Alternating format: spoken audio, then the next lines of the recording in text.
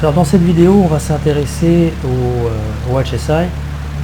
Après avoir parlé du VOR, on va voir un peu comment fonctionne le HSI, quel est son mode d'utilisation.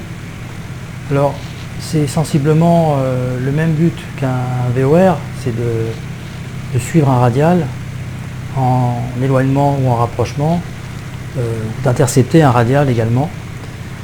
Alors la différence entre le HSI et le VOR, c'est que le HSI ici là, est composé en fait de deux instruments qui sont jumelés. On a la rose des caps qui est en fait un conservateur de cap, et à l'intérieur un système qui permet de visualiser et le lever de doute si on est en tout ou en from, et l'écart latéral par rapport au radial qu'on a sélectionné ou par rapport à la route qu'on veut suivre.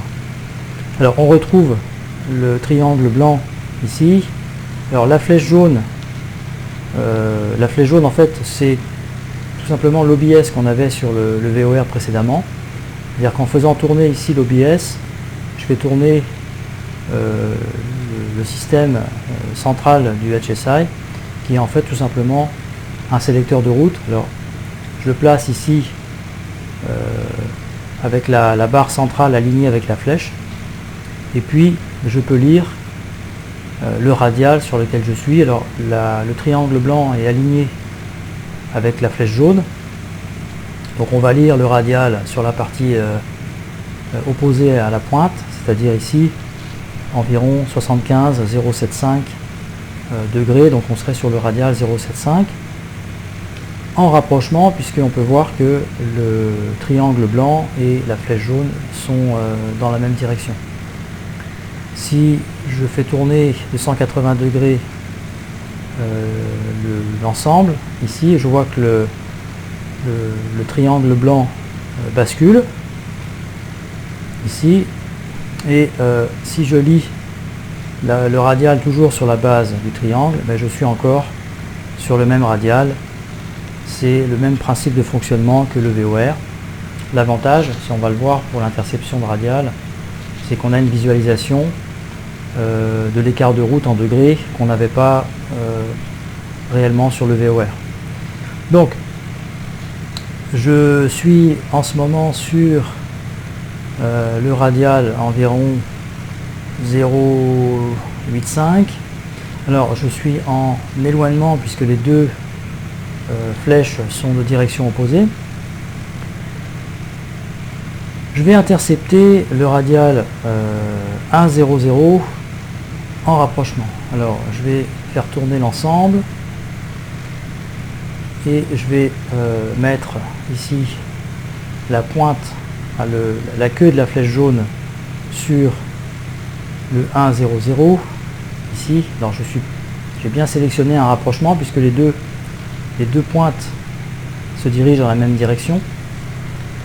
Si je veux intercepter à 90 degrés, eh bien, il faudrait que je prenne la direction ici à 90 degrés, c'est-à-dire 1,00 plus 100 moins 10, c'est-à-dire 200 moins 10, 190. Donc 190, c'est cette direction-là.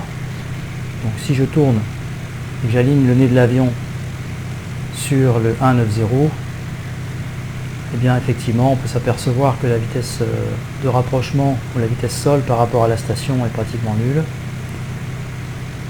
La barre jaune ici rentre vers le centre, donc je suis en train de me rapprocher du radial, et pour suivre le radial 1,00 en rapprochement, eh bien, je vais devoir tourner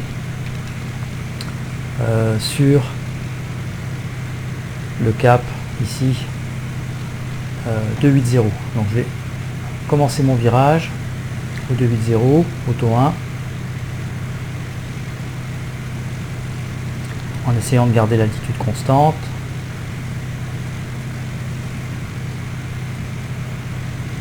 La vitesse sol va de nouveau augmenter, et la distance par rapport à la station va diminuer. Alors la barre jaune ici est décalée à droite, ce qui veut dire que ma position est légèrement à gauche du radial sélectionné. Alors exactement 4 degrés, puisque chaque repère blanc correspond à 2 degrés. Alors je vais prendre environ 20-30 degrés à droite ici, à 310, pour faire rentrer la barre centrale au centre de l'instrument.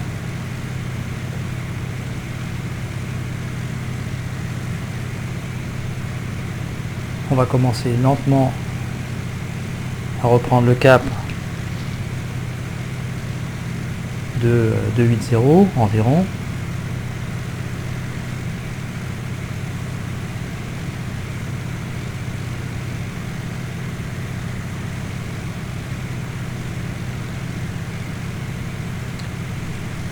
La barre centrale est maintenant alignée avec le bout de la flèche.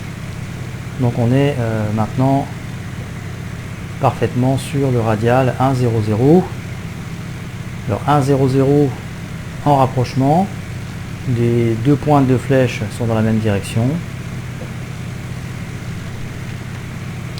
Et le DME nous indique bien une diminution de distance par rapport à la balise au sol. Et ici on peut lire la vitesse sol de rapprochement de la station. Bon, c'est ce qui termine cette petite vidéo sur l'utilisation du HSI. Alors c'est un instrument qui est plus intuitif que le VOR.